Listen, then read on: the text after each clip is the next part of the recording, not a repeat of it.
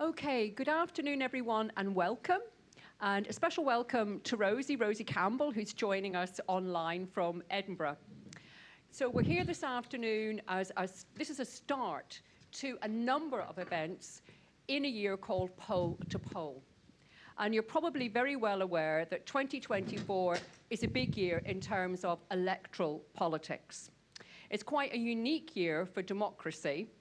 And we've got 1.5 billion people who are going to the polls across this year, and that involves 50 countries.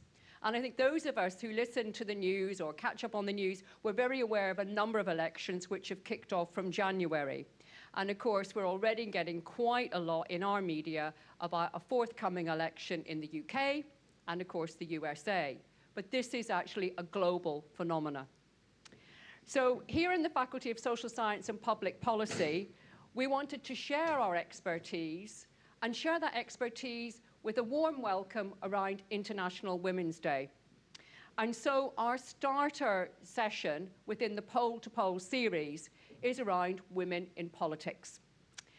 So in our discussions, we'll look at some of the major elections around the world this year, and there will be a focus on the UK. I suppose that's right outside the door here, but also India, Europe, and the USA, and the role that women are likely to play in determining or not determining who gets in power. And I think the panel will have some challenging comments for us to get stuck into and some insights. Our expert panel will be considering how women's priorities shape the campaigns of those seeking to win their votes. And in fact, we have to ask ourselves, do women's voices shape those campaigns? Can they? And how can we improve that shaping, given that we're over half the population? And we'll explore what history has taught us about what happens as women gain influence and power through the ballot box. And I think we all know what can happen there, especially those of us who inhabit the world of social media. But I'd like to start by introducing our panel of experts. So online, and welcome again, is Rosie Campbell, who's Professor of Politics and Director of the Global Institute for Women's Leadership at King's College. And Rosie's work covers barriers to participation in politics, gendered patterns of voting behaviour, the politics of diversity and political recruitment, and what voters want from their electoral representatives. I think that's quite a fascinating question. Now, Professor Neera Gopal-Yaya, hello, is at the King's India Institute, and she is the Avantha Chair and Centennial Professor at the London School of Economics, Department of Gender Studies. And her research covers the fields of, and I'm just going to turn my page over so I get this perfectly correct, citizenship, democracy and welfare in India, and her most recent book explores India's fragile democracy. I think there's an awful lot we can pick up on there. Dr. Isabel Hertner is Senior Lecturer in Politics of Britain in Europe. And you're at King's, and you're also the Director of the King's Centre for German Transnational Relations. And we need so much to revitalise our relationship with Europe, so big welcome. Her research covers political parties at the EU and national level, focusing on the UK, Germany and France, including a focus on women's representation, and Q plus representation. Thank you. And Dr. Mona Morgan-Collins is a lecturer, assistant professor in gender and political economy at King's. Her primary research interests are around the intersection of comparative politics, political economy, history and politics, and women in politics, with a substantive focus on women's suffrage. So a lot of areas, a lot of expertise on the panel this afternoon, so we're going to look forward to a really exciting conversation. So we're going to hear from each of our experts, and then we'll open the floor to the audience.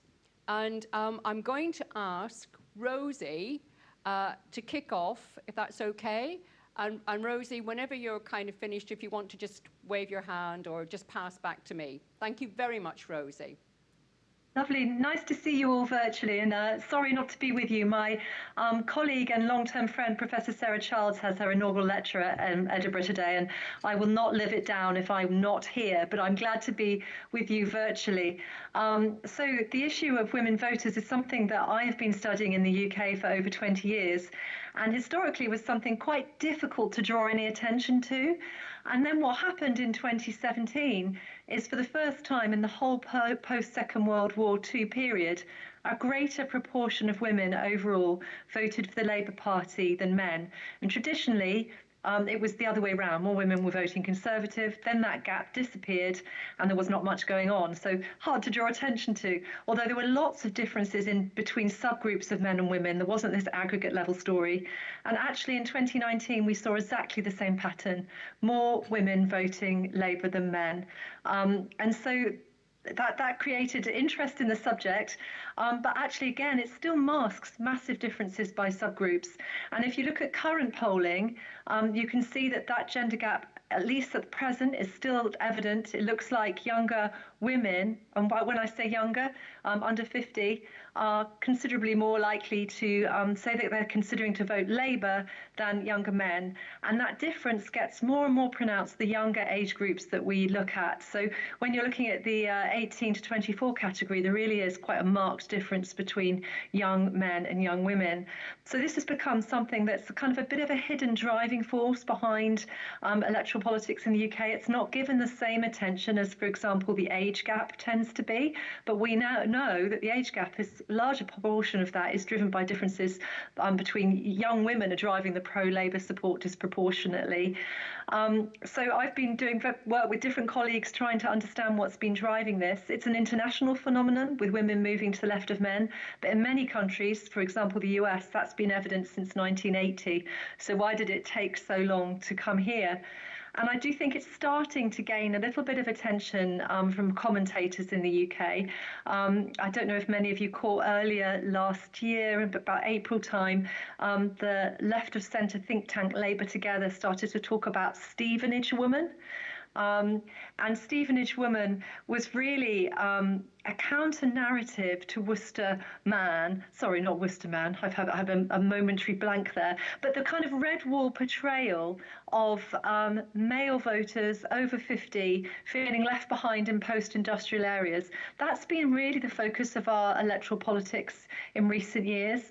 But actually, there's a recognition that women in more suburban areas where they're really feeling the cost of living crisis, struggling to feed their families, struggling to pay for their accommodation, may have voted Conservative in the past, but are leaning towards Labour now.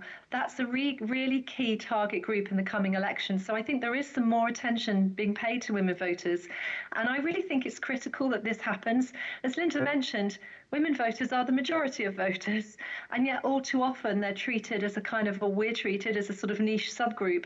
And actually, when that happens, the kind of issues that women on average give more attention than men, childcare, education, they get neglected in our public debate.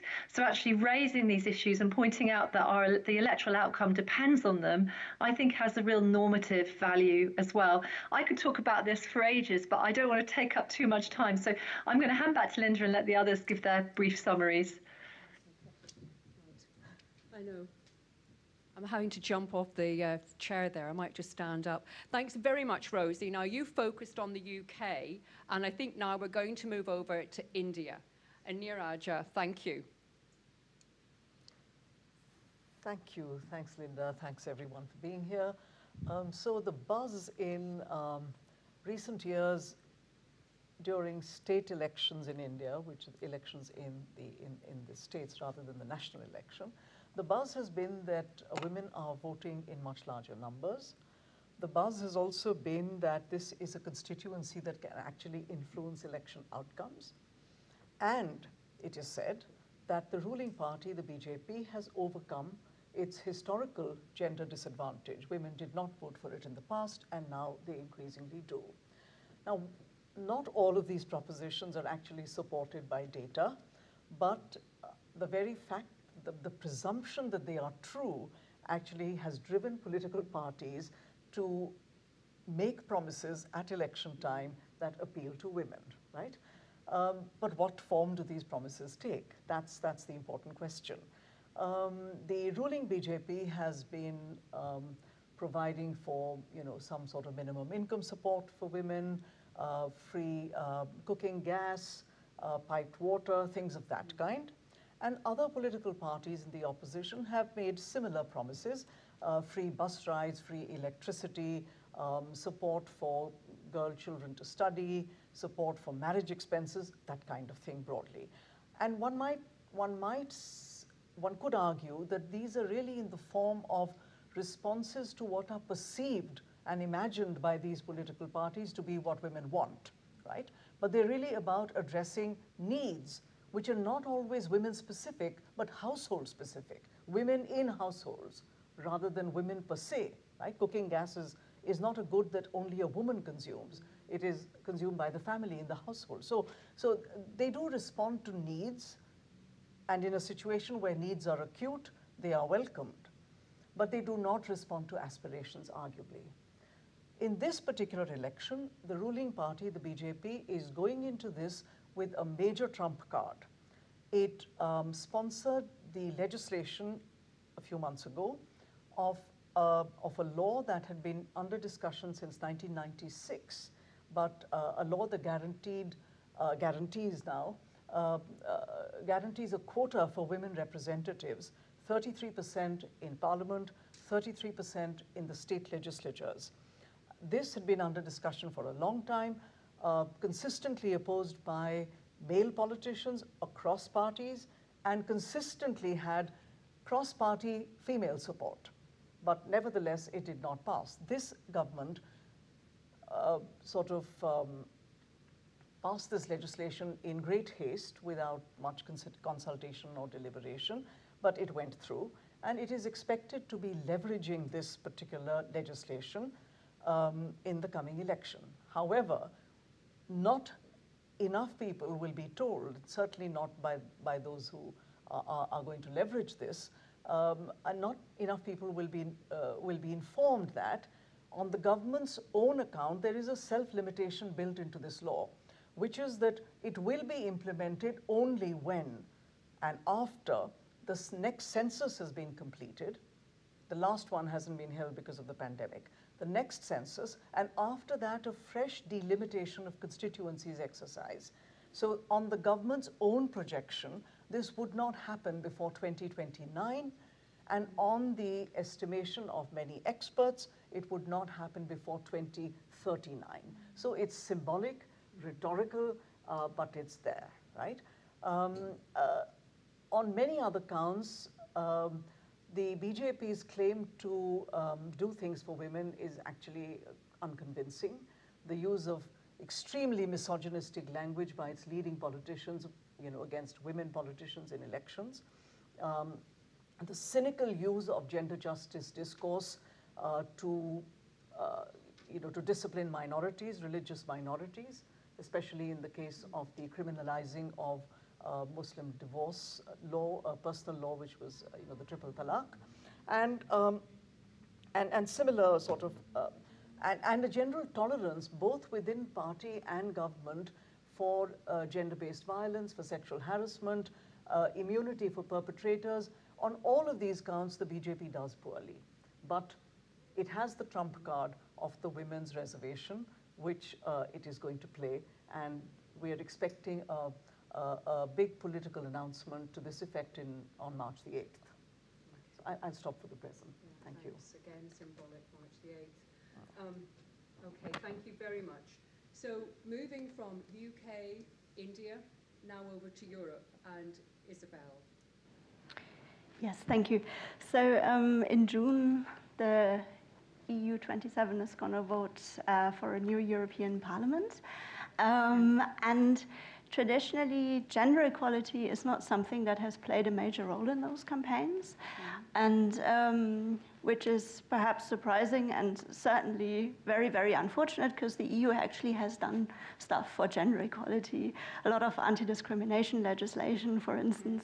So it actually has achieved more equality, but in the campaigns, other issues dominate. And I think this year we will see a focus on immigration, unfortunately, climate change, costs of living, the war in Ukraine, Israel and Palestine. I think these are the issues this year. It's not going to be gender equality, although all of these issues have a gendered dimension, of course, but that's not going to be the key focus.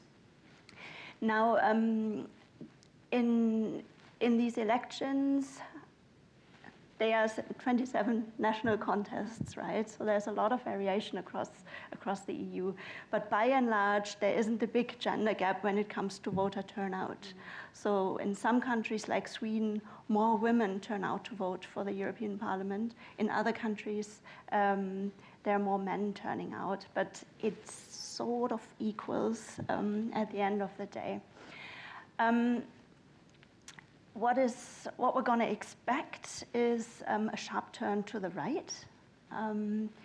Unfortunately, the populist radical right. So they're looking to win in France. So the National Rally under Marine Le Pen. In Germany, the AfD is going to come second, according to the polls. And these are parties that are they are not gender progressive, they're conservative, socially conservative, and they're against immigration. So they're going to make the biggest wins, and the mainstream parties, and especially on the left, the Greens, are going to lose votes according to all these forecasts. So it's very unlikely, unfortunately, that we see a European Parliament that is more focused on gender equality, but also climate change and other issues.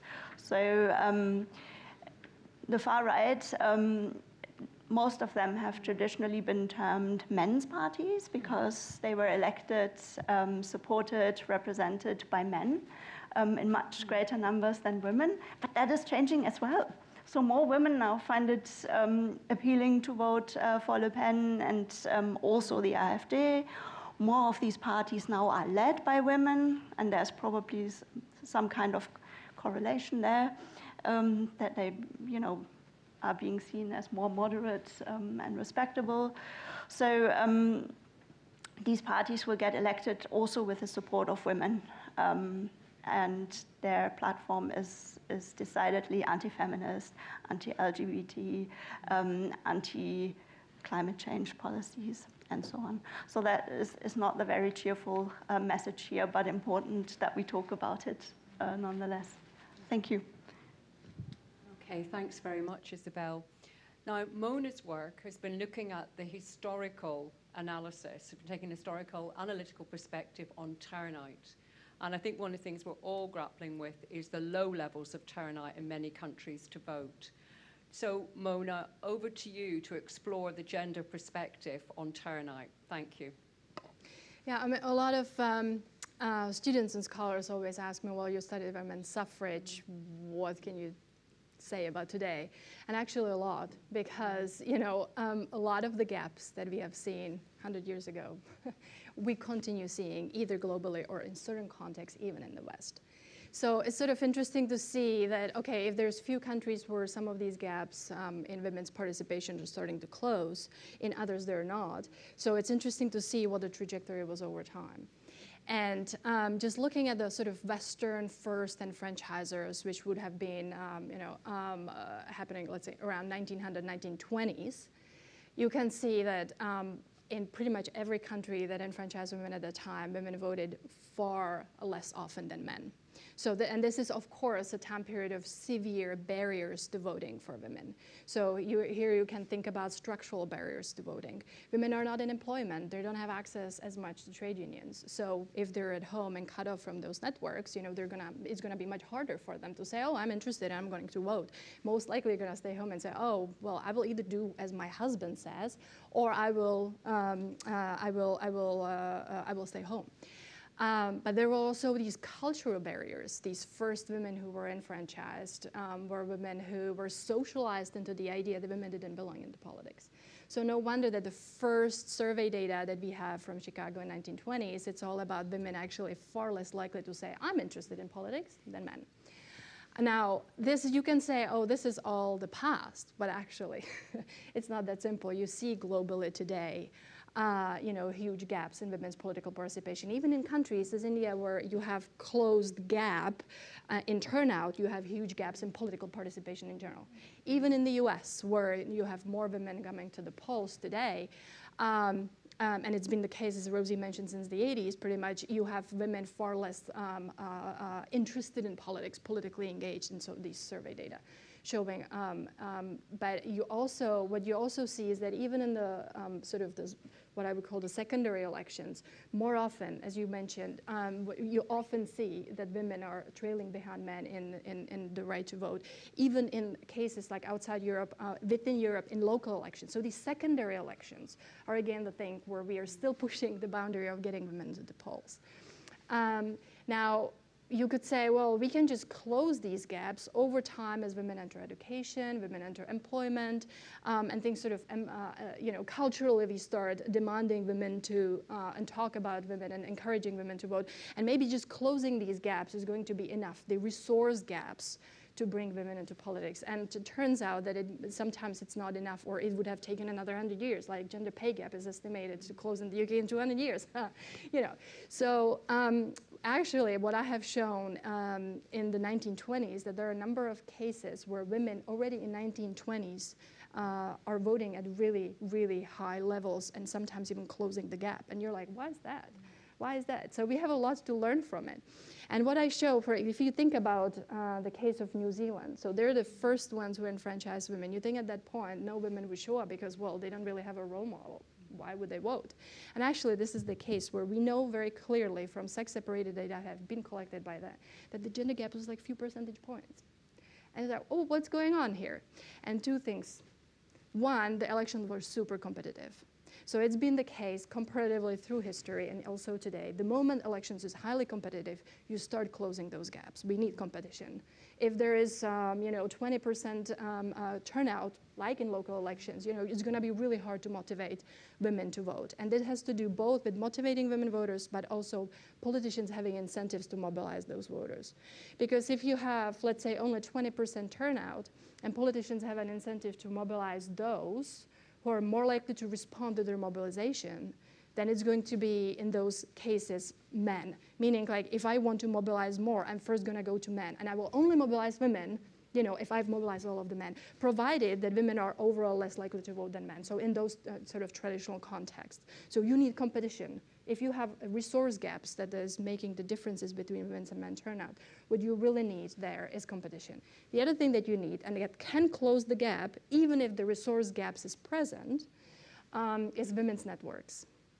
Because it's not, the suffragists in particular, which is bulk of my research on the tremendous work that they have done, not only for lobbying for the vote itself, but also for women's turnout, vote choice, mobilization, and representation of their substantive interests after the vote. There's a legacy of that, because if you mobilize women into the suffrage movement, you start changing these cultural perceptions of what women should and shouldn't be doing.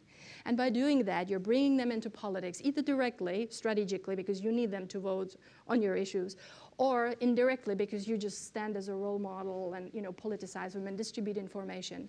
And so you start, it's those social networks that can close the gaps, even in a case where we have huge resources. India is yet another, I'm not an expert on India, but I have come across this research. It's a great example of this as well. There's a great paper published by a colleague of mine showing that even that the political participation gap in India is closed if women are involved in those independent credit groups networks. So again, it's not just the suffragists in the past. I'm just using that as an example that it's relevant to today. So what I would hope is that in 2024 we wouldn't see these gaps, and we see a lot of women have outnumbered men in the UK and in the US. But once you start looking into the exact context globally or in the secondary elections, lower level elections, part of interest, we continue seeing those gaps, and we really need women to vote. That's relevant and the first step for representing their interests. Okay, thanks very much, Mona. Now, you've been talking a lot, right across all the panel members, about mobilization, incentives to vote, and I suppose the issues that are raised by politicians. But I think one thing that's very clear to us in the current arena is how few women there are as political leaders. And when we see a woman as a political leader, we think, aha, and perhaps make more of it than we might. So to move into the discussion, I wanted to start by asking the panel members to reflect on why there are so few women in senior leadership in politics, and how can we actually not just increase that, but mobilize women to network and support them. Okay, so maybe we just go round. Rosie, would you like to start with a few comments? Thank you. Yes, I mean, there is some really powerful research from the US. It's a little bit older now, but looking at, by Lawless and Fox, looking at how you mobilize women into becoming candidates. And one of the things they find is that sort of equally qualified individuals, men are more likely to wake up in the morning and think, yes, I could be the next MP for this constituency. Women are more likely to be mobilized by someone saying to them, have you thought that you would be a great MP for this constituency? So it's, you know, there's plenty of good women out there, but because of that gendered stereotyping around political leadership, sometimes women need an extra nudge. So that's a really key factor, that you kind of need to create a demand for women candidates inside political parties in order for them to actually tap into that supply of women. So they're going out and looking for women. So that's one problem. Another is when you've got a lot of women involved. We've already heard about women's networks. That can be a way of mobilizing women and involving them in politics. And I think looking at the research, voters don't penalise in established democracies, don't penalise women candidates. They don't think that they're going to be less good. So that's not the source of the problem. The problem is inside party selectorates, which without some kind of positive guarantees tend to more often choose women. So if you, use men, I wish that, choose men. So if you look at the parliamentary parties in the UK, the Labour Party actually has more than 50% of its MPs are women, whereas the Conservative Party, I haven't got the exact figure in my mind, but it's 20-something, isn't it? You know, a huge difference. And that's because the Labour Party has used all women shortlists, a kind of positive guarantee, since 1997. So you have to create that demand inside political parties for them to find the good women and tap them on the shoulder. Okay, thank you, Rosie. Now I'm going to ask Mona, and start thinking of your questions while we're just running across the panel now on this important issue. Mona, what does history show us about women in political leadership? So it's interesting. I mean, what Rosie was mentioning is the primary kind of consensus of what we think about is discouraging women today, but also would have been, of course, discouraging women before. And there's also a quite exciting research showing that there are additional sort of still very relevant factors that discourage women's participation as politicians. One of them is research from Sweden. Surprisingly, this is Sweden. You know, this is the country we're all sort of looking to. Women are less likely to stand as politicians as a result of then be more likely to get divorced if they get successful. So the more you get promoted, the more you get elected, you know, higher up through the elected offices, or if you get elected as an MP. And this is causal evidence. This is causal evidence. This is the very fact that they get elected, that they get promoted, that also applies to if they get promoted and become CEOs. Then they're twice as more likely to get divorced after the promotion. There's no effect for men. So this is really discouraging. Yeah, at that point, even in Sweden, you would think, well, maybe I'm going to think twice about my political careers because that can have repercussions for my personal life. Now, is it good that these conservative relationships are breaking up, or is it bad because we all need families, right? But there is something that women need to think about that normally wouldn't. The other thing I want to particularly, that would have been also the case in the past. So this is, again, something that in the past continues to today. The second factor I can think of that's clearly from the past until today is violence against women politicians. So we know, I don't want to talk too much about today, you have all probably mentioned the statistics on women, the violence, harassment, physical attacks, verbal abuse, but also on social media that has huge repercussions. Some of the data in the UK shows that, you know, majority of women politicians in the UK are censoring themselves on social media because of the repercussions that they're going to be facing. So this is a huge issue today, also research from Sweden showing the same thing. But I want to mention something directly from my research. So in 1913, the suffragists in the UK, non-militant, law-abiding suffragists, marched across England through 6 routes. It was like a huge 2-week-long march. Some of them did it through the entire 2 weeks, marching from like Yorkshire all the way down to London. Physical exhaustion, but it was internationally renowned event and mobilized a lot of women into the movement as a result. That being said, as I was reading through these reports, articles at that time about women's activities throughout the march, which was a lot of propaganda, distribution of leaflets, but also things like public speech, public meetings. There's so much violence against women. There's so much violence. There were a lot of reports, and just one after another, sometimes very positive reception, and then you come to the next town, and what happens is that you get stoned, axe thrown at you. A lot of the time, police having to being involved. A lot of the time, women hiding and basically dispersing the meeting because of these violent mobs. And so this is really, we don't see this extreme today in the UK, for example, but it has those historical roots that we have not really eliminated. We're still dealing with this. Still, the idea of women holding power and speaking publicly is threatening. No, thank you for that. And for those of you who've perhaps watched Borgen, the series Borgen, yeah, you can see the impact it has on personal relationships. But in India, we have had women in leadership, but it has often been associated with family dynasties. Any comments there? Yeah. Thank you. Yes, well, thank you. Political parties are gatekeepers, and women who have been successful in politics, and I mean, the second woman head of government in the world was Indira Gandhi. So women who have been successful in politics typically have benefited either from a dynastic relationship, either a father or a spouse, a husband or some such, or else a close relationship with a powerful male politician one way or the other. At least 50% of successful women politicians, and I'm talking about people who've been chief ministers of states and so on, at that level, they have had a dynastic relationship or a kinship relationship or a relationship with powerful male politicians.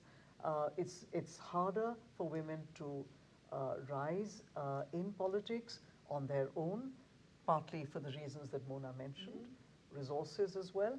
But at one level where we have seen this changing quite profoundly has been as a result of a constitutional amendment that came in 1992, guaranteeing again a quota for women in institutions of local governance. And there is where we have seen the major change actually occurring.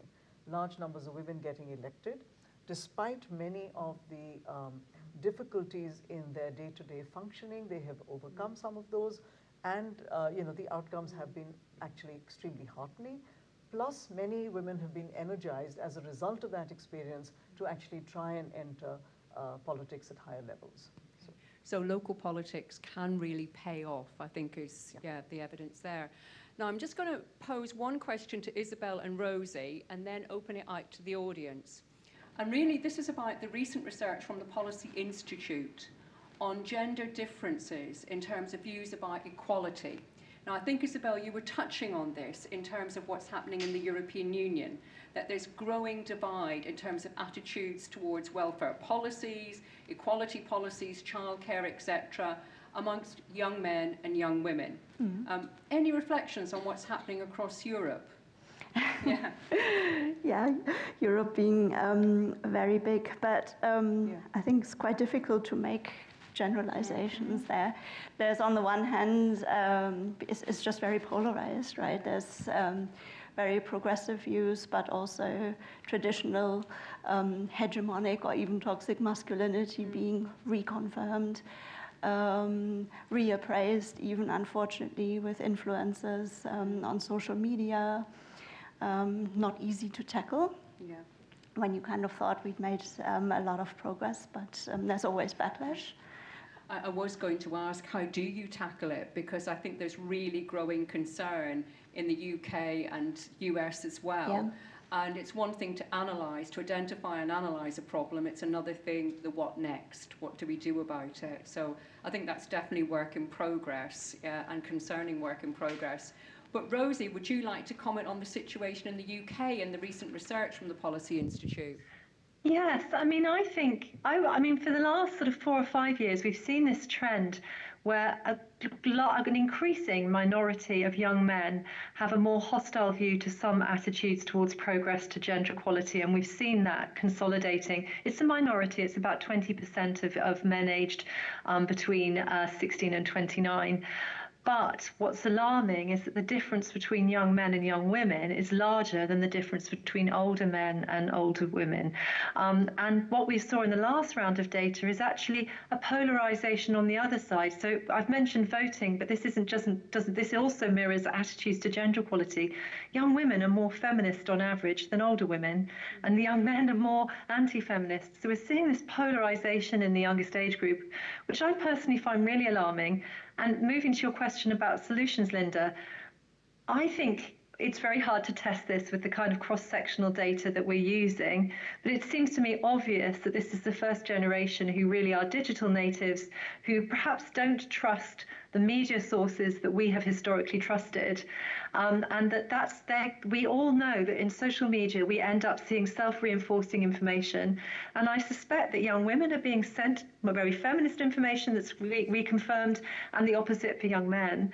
And I do think there's a bit of a vacuum. I think that as a young men and young women in this country, you may not necessarily realise the extent of gender inequality as a young man. We know that young girls experience harassment, but young boys who are not perpetrators of that may not be aware. Also, a lot of gender equality hits later in life. We know that girls are more likely to go to university now, so they may be feeling already, who's thinking about me? Who's thinking about where young men are falling behind? Which creates a vacuum that these social media influencers can take advantage of. And my answer, which is not surprising given what we're all committed to, is education. I think this feeds into the whole fake news agenda. How do we help young people evaluate different sources, bias, and actually the veracity of claims that are being made, who they should trust? And I think that is the role of education, to help us try and navigate our way through this complexity, and to provide context where young men can raise issues of concern without feeling that they're going to be silenced, but also in a way that provides them with real analysis and real insight. So I think that's a job for all of us in this room to take on. Okay. Thanks very much, Rosie. You've given us quite a challenge there, but I think many of us would agree the issue is around the bias and actually having the conversations and having the spaces to have the conversations. So speaking of which, we now have a space for a conversation in this room. So I'd very much like to take some questions or comments. So I see a hand's gone up at the back there. So we've got a roving mic, which is this one here. Thank you.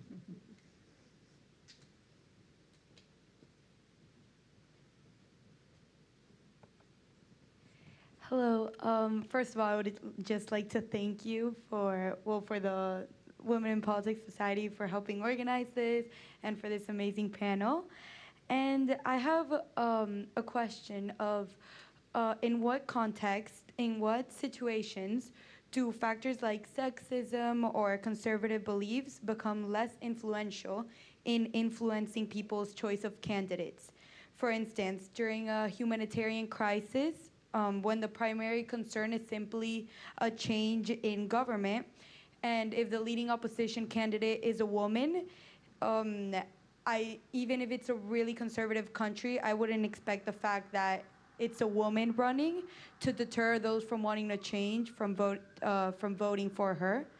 And secondly, my question is, if a woman does manage to win in these very conservative countries, but in situations like this humanitarian crisis, could this potentially break down the barriers in the long run? My question is just, I'm thinking back to Venezuela, where currently there's a woman candidate that's the leading opposition candidate, and it's known to be a very sexist and conservative country, so people wouldn't have expected her to have so much of the support, but people expect that it's due to the humanitarian crisis. Thank you. Could you just introduce yourself, please? Yes, I'm Emiliana. I'm from Venezuela, and I'm studying philosophy, politics, and economics. Okay, thank you very much. So who on the panel would like to kick off on that question? I can't talk about the humanitarian crisis or my research, but what I want to mention is the one important thing that resonated with me that seems very relevant is role models. There's huge literature on this, both in the West but outside, that really once you get one woman there, that's when other women start being motivated. And this is, again, causal evidence, that's been correlational but also causal. So we know it's the fact that you elect a woman once, and those are the places that then you tend to start electing women again. And so, I mean, from my research perspective, this has been also relevant for the first women who were voting, because obviously this is a case where you don't have women politicians. So who's standing as a role model? Who's doing all this mobilization and saying, hey, women can do it?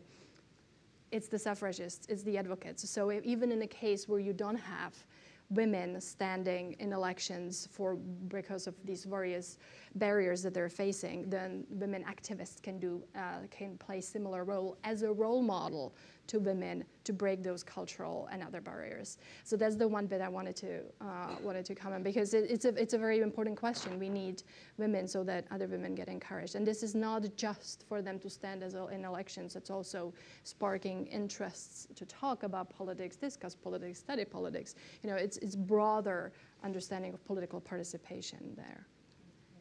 I'll jump in for a minute. No, just a cautionary comment, which is that women can also be conservative. Women can also adopt regressive positions. We've seen plenty of that in India. On the Hindu right, there have been women who adopt extremely regressive positions. And so I think an easy equation between women candidates and progressive positions should be just a caution. Should we take another question over here?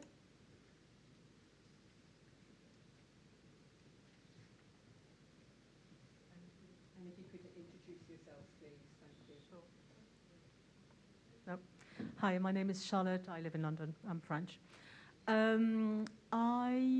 Steve Bannon, who is one of the key figures behind the Trump campaign, was interviewed this week, and he was talking about the strategy for the Trump campaign of focusing on the male vote, including Black and Latino men, and having a campaign driven by machismo and this sort of testosterone, misogynistic positioning. I'm wondering whether you think that this could energize, first of all, is it a valid strategy? I think it's a quite scary strategy.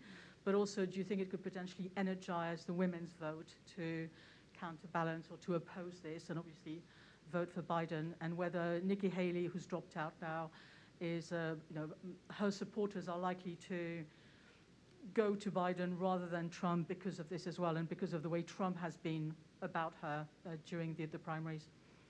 Okay, there's a lot in that question, but thank you very much, Charlotte. Who would like to kick off on that in the US? I'd love to say something. Yeah. That's such an interesting question.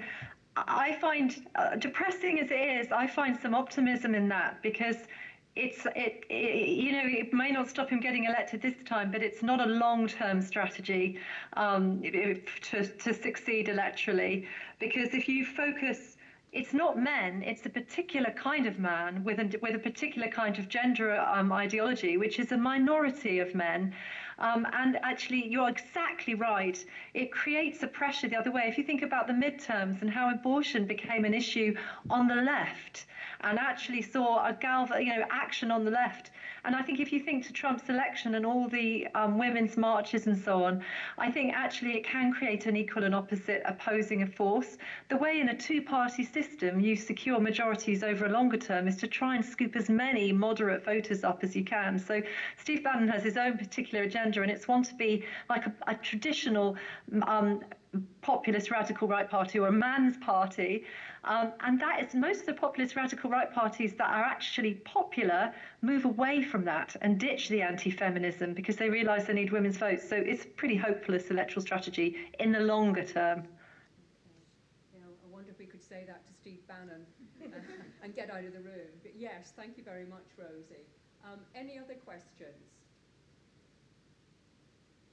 Thank you.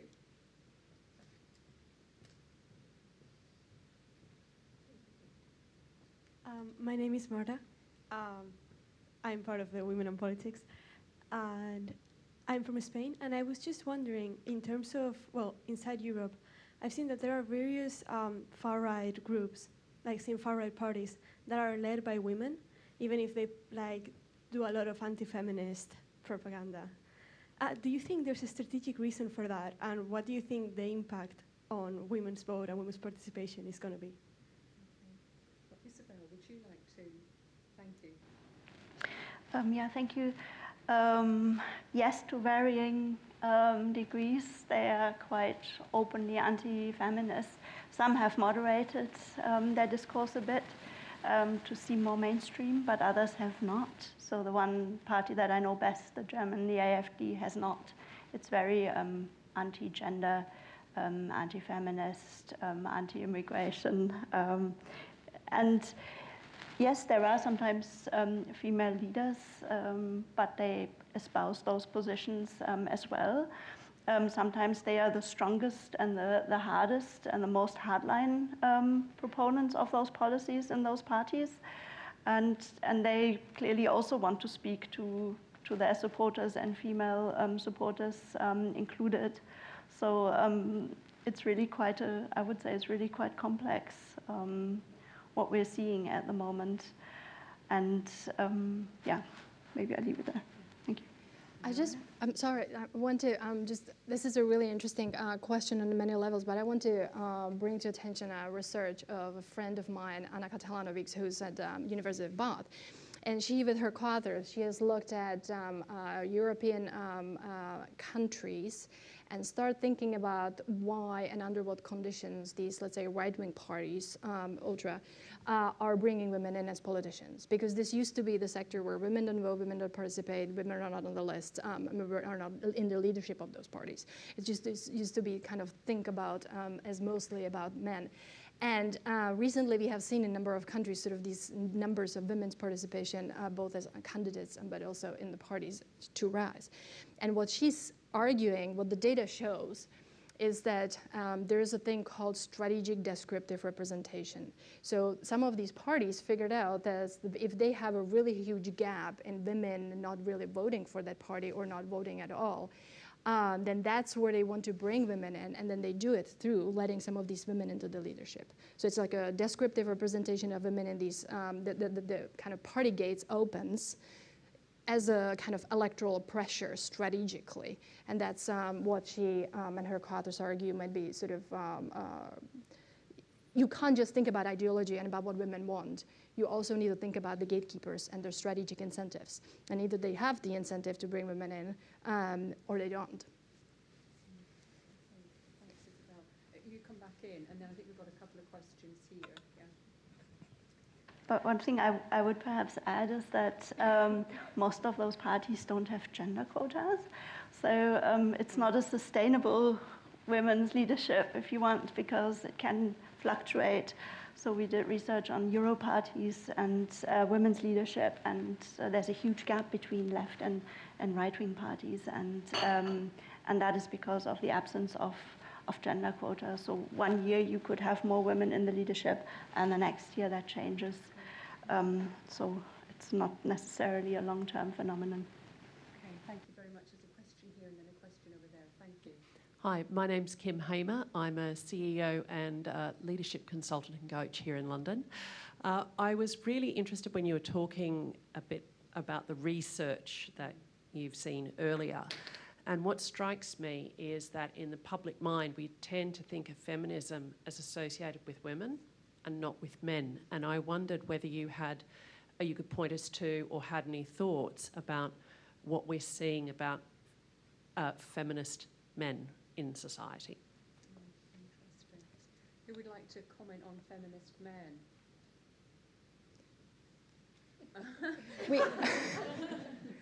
It's such a profound question. I've been on another panel a few years back, and it always comes, and what about the feminist men? You know, we think about this. It's a highly relevant question. I don't know of a research that thinks about feminist men. We do think about, meaning there's a gap. We need to look more into it. But what I do often kind of think about, and other scholars have, is in terms of allies.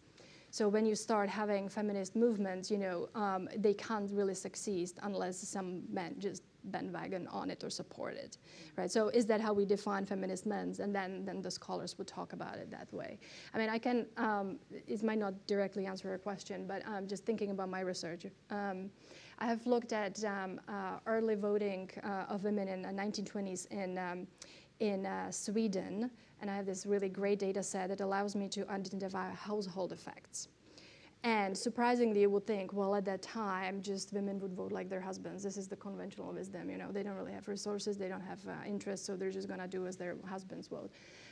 Either the husbands will bring them to the election and vote for them, or they will stay home because the husband tries to prevent them from voting. And actually, what I have shown that in Sweden, especially in urban contexts, when there's a lot of these social independent networks that women can tap to outside of the household, that's where men are mobilized by women as well.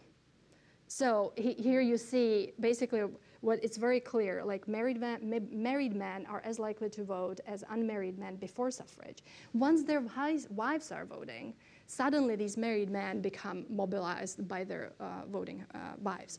So there's something about, you know, women being in politics and then some men strategically changing and some of that will be being an ally. Now you're going to bring these different news perspectives, and you know I will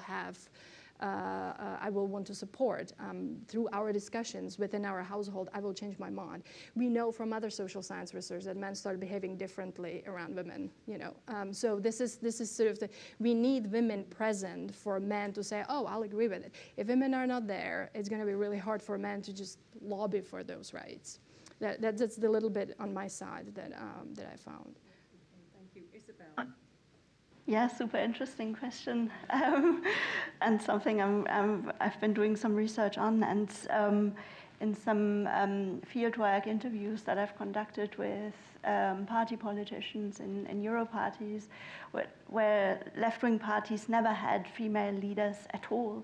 And I said, so why have you never had a female leader? The answer was, well, but the men are feminists, you know. Yeah, it's used as an excuse. You know, you say we've never elected a woman, but our men are feminists. And I just let it there. Obviously, I didn't want to influence it, but I think it can be used as a pretext as well. I took that for granted, obviously, if you're a party of the left, that your male politicians are feminist. I took that for granted anyway. I just wondered why they hadn't gone any further. Thank you, thanks. There's a question here. Yeah, thank you. I'm Maggie. I'm a student in the Department of Political Economy, and I'm also the president of Women in Politics Society. I was thinking recently, this is a massive election year. It's also a massive abortion election year, I think. So obviously we've recently got the news on the constitutional amendment in France, and Trump relatively recently came out in favor of a 16-week abortion ban. Abortion was a massive mobilizing factor for the Democrats in the 2020 midterms. You know, a historic sort of turnout on that issue.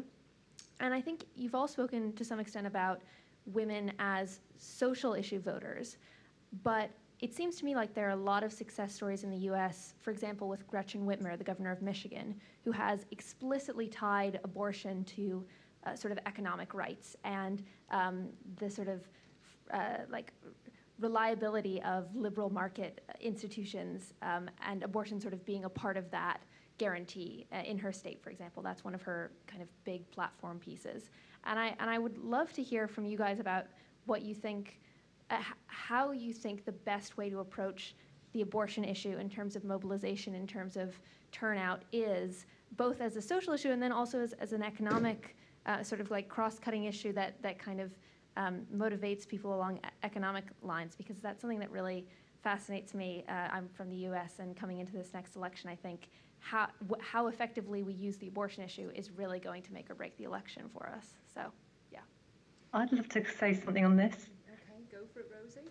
I was at an event just before the US midterms with a group of stepologists, mainly older men, and they were talking about what would be the issues. And I mentioned abortion, and I was told, well, that's an issue that affects so few people. And I was absolutely shocked because if you think about it, we know the statistics of the proportion of women that will have an unwanted pregnancy in their lifetime varies by country, but it's high. So that means that all of us have someone close in our lives who've had an unwanted pregnancy. And the thought that those people may well die as a result of a backstreet abortion is something that touches everybody's lives. In the very similar way to gay rights, we all have members of our families, our close loved ones, whatever your position, who are openly gay or in the past were not openly gay. And so that connection through our social fabric of our lives is one that actually can cut through. And I think if you look at the case of Ireland and the way the women mobilised others around them to support abortion rights, I think that's the way to do it, is to touch people in their hearts, because actually that's what the anti-abortion campaigners tried to do. They tried to make this about, I don't want to use the words, but you know the kind of language that they use. Whereas if you start to really think about the number of women who die when you don't have access to safe abortion, nobody wants that for their family members. I think that's the way you do it. Questions? Oh, question down there and question over here. Oh, okay. Over here, just beside, yeah. Thank you. No, President, is on. Thank you all. This is brilliant. And I'm thinking about the UK now, and if you had one piece of advice, each of you, to get the UK women to vote in bigger numbers, 25% I think are still undecided on who to vote for. We know how that impacts them actually turning up to vote. What will your one piece of advice be for anyone trying to get women to vote in the UK this year? Before we go to that one piece of advice, could you just introduce yourself? I'm sorry, I'm Brit. I am Danish but live in London. Okay, thank you, thanks. Okay, so should we start this way around the panel? We'll come to you last, Rosie. Okay. One piece of advice. One piece of advice. I mean, at least, if or when Keir Starmer becomes Prime Minister, there will be the first female Chancellor of the Exchequer, which I think sends a powerful signal. Women can understand and do the economy. So that is, I think that is a good way forward. Although I would like to see a female leader eventually as well from a feminist party. But I guess focusing on the issues that that women really care about. And I think in this country it has to be public services and the catastrophic decline since 2010, investment in health, education and infrastructure. I think if you frame it in those terms and very tangible outcomes, I hope that that will get women mobilized. Okay, thank you.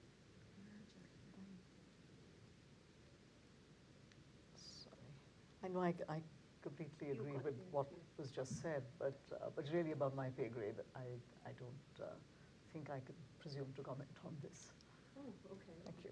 Thanks. I'm not going to give advice as advice, but you know, just thinking about my research, which is mostly about social networks, rather than telling women like you have to go and you have to vote this way, it's more about come and talk about politics with others. Just what we're doing right now here is mobilizing, right? This is really important. So you see what other people, what other women are thinking, what the issues are. It's not just about the information that we're disseminating and receiving, receiving and feedbacking on. It's also about just us thinking about, oh, there are others thinking about this, and maybe I should look this up myself, or maybe I should talk to someone about this, and that's what's mobilizing. And then I will figure out what's best for me, whatever that choice is, because we are not all going to have the same preferences by default. So I would say just talk, do what social citizens do, and that should help us to equal some of these, close some of these gaps. Thank you. And Rosie? Well, first of all, women are just as likely to vote in elections in the UK as men. So they're slightly more likely to make up their minds later on in the campaign. And that's because there are fewer women who are very strong partisans. Very strong partisans know who they're going to vote for 5 years before the election. So women are more likely to make up their minds later on, but they're going to turn out. So don't worry, they're going to be there. But the key thing is the issues that are going to make women turn out and vote more than men are the issues that they care about more, which is the NHS, which is the cost of living crisis, which is housing, which is childcare. And those are all massive issues in our society right now. And if the election isn't about that, it's a travesty. Yeah. Thanks very much, Rosie. And I was going to add to that, I think it'd be good to care about caring, to take a thematic issue like that and look from the cradle to the grave and see what the political parties are offering. Because for everybody in this room and all our families, that's what really matters. The life that's ahead of us in the coming decade, and it's going to be challenging for sure. So we had a question down the back there. Thank you. Thank you. So I'm Brooke Rogers. I'm Vice Dean People and Planning and SSPP. I'm also a psychologist, a professor of behavioral science and security. So I was taking this in a slightly more securitized direction and thinking about the safe spaces and how we go about creating the safe spaces for us to have these conversations, not so that we're a side issue, so that we are front and center and raising these issues around caring for the carers, raising these issues around our social structures. And I didn't know if you had any insights from the data about how safe female politicians and voters feel and having these discussions, especially with the advent of social media. I'm sure that there are trends with female scientists speaking out in the media. So the question really is, do we have safe spaces that are front and center where we can have these conversations? What happens to us? And if not, how can we go about creating those safe spaces so that when my 5-year-old is ready to take part in this, she can do this with confidence? Thank you. Quite a profound question. Thanks very much, Brooke. So, Rosie, would you like to start? We'll sort of go the other way around the panel this time. Rosie, Mona, Neeraja, and Isabel. Yeah. Yeah, Brooke, I mean, this is such a big issue. For about 10 years, I did a review of the Fabian Women's Network's political mentoring program, and it was a program for women who wanted to potentially become candidates in the Labour Party. And when I started doing it, it was about 2006, and the things that mainly came up were confidence raising, public speaking. The last one I did was in 2016, just after the murder of Jo Cox. And the main thing the young women in that group were talking about was about needing safe spaces to raise issues where they were not going to feel threatened, not just externally, not just on social media, but within their own political party. And that just blew my mind, the backwards steps that we had made in that 10-year period. And of course, the data's already been mentioned that shows the kind of men are subject to online abuse as well, but women, especially women of colour, disproportionately so, and disproportionately sexualised kinds of abuse. And I think, you know, things like the online safety bill are steps in the right direction, but we've got so many problems in our society stemming from the way social media is used. And I do think it's something that we have to think about how we tackle in schools and in his society more generally and in universities. So I don't have the answers, Brooke, but I do think that we can start to be part of the answer. We're having a safe conversation here, and these kind of face-to-face conversations where we tend to respect each other more. We need to make sure that this is available to people in all kinds of different scenarios. Okay. Thanks very much, Rosie. Mona? I don't have a solution either. I wish I had like a list of policies that would say, oh, we just need to back those up, but I don't. But what I do think is that the Fawcett Society is running for the 2024 elections in the UK. This is zero tolerance pledge. You know, I think these type of activities are really important. Just bringing the issue up, collecting the data, and getting people involved. So maybe the first thing that we need to do is just talk more about it, disseminate the research that there is on it, and talk more about it, and then we will figure out what to do about it. But I agree with you. It's a really, really important issue, at the very least, to talk about and then tackle. Yeah. Neeraja, I can't imagine what the situation is in India. Dreadful. Yes. 2019 was supposed to be the most toxic election in this sense. And ever since then, we have seen, and we're going to see it in this coming election as well, we're going to see, misogyny and misogynistic comments, abuse across the board, inevitably targeted at women politicians. And I mean, social media is a major offender in this. I don't think political parties, unfortunately, don't seem concerned about this enough to be able to foster safe spaces. And I think you really need, what was the term used? Feminist men. We need feminist men before we can actually make those safe spaces within political parties as well as on social media. Because what happens on social media is, in effect, and it's a reflection of what parties are authorizing. And that kind of discourse is pervasive today and extremely worrying. Can I just interject there and ask, if men have daughters, do you think their perspectives change on the notion of what is a safe space? I mean, there is research on showing that men judges start thinking about abortion differently. So at least, like, when it comes related, if you have a daughter, you start changing your voting patterns and your preferences on abortion. I don't know about safe spaces specifically, but it is related that it does matter. Does matter, yeah, thank you. Isabel, European Union, safe spaces, because my goodness, across 27 countries, there's a lot of difference and a lot of things happening there. Yeah, and the use of social media is also very different. What types of platforms are used and how, and by politicians and parties. But I think, I mean, in general, in the past, the EU has been quite forceful in taking the big tech companies to account and to court for abusing their power, for creating monopolies, basically. And I think that is also the way to deal with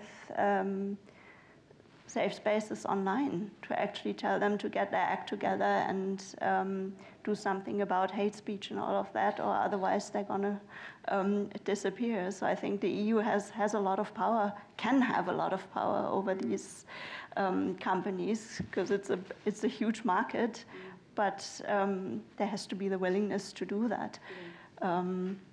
And inside parties, you have to have proper procedures in place. So the anti-Semitism scandal in the Labour Party, but there's also obviously Islamophobia in the Tories and so on. All of this exists across Europe.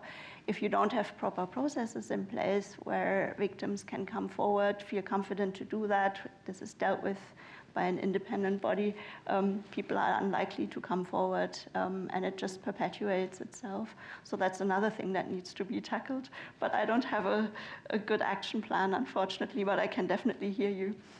Well, what I'm hearing from the panel members is it's a multifaceted plan that we require. Conversations in schools, discussing social media here, politicians and leaders tackling the tech companies, but I think most of all, it's creating that safe space. Now, I've got a hand up at the front here, and I'm going to give you the last question, because we do need to draw to a close, so I'll just pass you. Hi, my name is Raisa, and I just passed out from IDS, Institute of Development Studies at Sussex. Basically, my question is, I think also the investment of, like the economic investment in terms of buying tickets to the political parties, they are so expensive. Sometimes, like especially in India, they're like, you have to pay so much of bribe. You have to pay so much under the table so that you can enter. Or sometimes you always have to be sitting in the forefront outside India Gate and fighting the battle. And then when the social media focuses on you and you have been in jail 10 times, then they look into the benefit, oh, maybe we can allow this woman to enter our space of politics. And then we will eventually get there. So when we say, someone just said anti-feminist, I also see the fact that there's a lot of, in an urban feminist concept versus rural feminist concepts in India are very different. Especially there are the women who are working on ground and they are in the politics. Actually, the men are working behind them. They're just the face. So how do we see this? Like, there are a lot of women who are in the space. The investment is a huge issue is what I feel. And second, I thought the anti-feminist, the concept of feminism is sometimes so questionable in the space of politics, because sometimes to enter to clean the dirt, you need to start with the dirt, being the dirt. Like, I mean, I am very much a feminist, but this is a question which keeps coming in my head because I want to enter the space and I don't know how to make that space for myself in India. So yeah, any comments on that? Thank you. Thanks. Any comments on just the, I suppose, the barriers to getting engaged in politics? Yeah, please. Yeah. Well, the good news there is that paying money to contest an election is gender neutral, right? So both men and women are probably, have to follow the same path to the extent that that path works. It doesn't work exhaustively, but it is a requirement in many cases. On the other part of your question, I fear I would disagree a little bit. I have been involved with the largest survey, 16,000 interviews across 28 states in India. This was done in 2008 of the women in panchayats, elected women in the local institutions of local governance. And actually the outcomes of that research were not as disappointing as you seem to be suggesting. We found that the gap between the performance of male representatives and women representatives was actually just 2%. That was the difference, including in the perception of people who were their constituents. Other than that, we found that women did manage to advance what in the literature, the feminist scholarly literature, has been called practical gender interests, even if they were not in a position to advance strategic gender interests. So chipping away at patriarchy is a much longer process, but getting public investment in areas that women would privilege was easier. So that some progress has been made. And then again, the role model point. I've interviewed people and many women have said, if Indira Gandhi could do it, why can't I? So I see myself today as working in a panchayat at a village level, but I do have the aspiration to enter politics at higher levels. So I wouldn't say that it's a completely sort of despondency-inducing story. Thank you. Well, hopefully we'll be able to carry on the conversation in 5-10 minutes or so, because we'll have space for networking and drinks and nibbles until 4:30. But at this point, I'd like to thank Rosie very much, because Rosie, I understand you need to log off, but please give Sarah Childs our best wishes for her inaugural lecture. Hope everything goes well this evening, and thank you very much for joining us from Edinburgh. Thank you, lovely to see everyone. Thank you. I'd now like to hand over to Maggie Wainwright, the President of the Women in Politics Society, and Rosie Lyons, who's Editor-in-Chief of The Clandestine. And I think you've got copies of The Clandestine on your seats. And I think you're going to say a few words, and I should really thank you for your support in setting up the event. So I'll pass over the mic to you both. Thank you. Thank you so much. That's so kind. Well, this has been a fascinating panel, so thank you guys so much. And thanks to the SSPP for organizing, specifically Gemma as well, our events contact. It's been amazing. We just wanted to wrap up, partially in case you weren't here at the very beginning, but also to give you a better idea of who we are as a society and why we've deposited a shiny sort of matte A4 on your seat for you today. So just to give you a bit of background, we are the KCLSU Women in Politics Society, and we exist to build an inclusive and sort of critical community for women who are interested in getting involved in politics or interested as an academic discipline. And as part of that, we have this, until now online, feminist magazine called The Clandestine that we're really excited to share the first print edition of which with you today. And I'll just let Rosie explain a little bit more about our aims with that magazine and what we'd love for you guys to get out of it. And yeah, why we're so excited to present it today. Yeah, thank you. Thank you to the panel, and thank you to Gemma as well for including us in this. Yep, it's been great to be able to print our magazine, which you can see around and as well as on your chairs. But our aim on the theme of education that we've talked about a lot today is to give voices to women at King's and to dissect topics covering things from like cultural commentary to feminist theory to personal narratives in order to apply a gendered lens to those things and just have a conversation about it, get educated about topics that we might not know about, which is great. So hopefully you enjoy walking around and reading some of our articles today. We've also got printed copies, so please feel free to take some. And yeah, our main aim is to personalize politics and politicize the personal. And yeah, so it's just about giving a voice to women, as we've done today. And also on the topic of role models, we've been involved in the Brush and Bubbles session run by SSPP, where you can see over there we've got some role models that people have painted. And yeah, there's a great variety from famous people, historical figures, to parents and grandparents and things like that. So yeah, thank you to the panel. Thank you to Gemma as well. And yeah.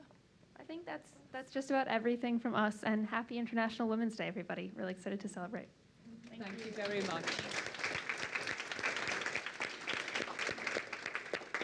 Thank you so much. I think I'd like to thank Mel, who's helped us with the technology. Thank you very much, and the audio. To thank Gemma very much for all the organisation, and also her colleague Julie Weldon as well. I'd also like to thank the one man who's here. And I think that's a challenge to us, isn't it? It's amazing to have this space, and it's amazing to have this conversation.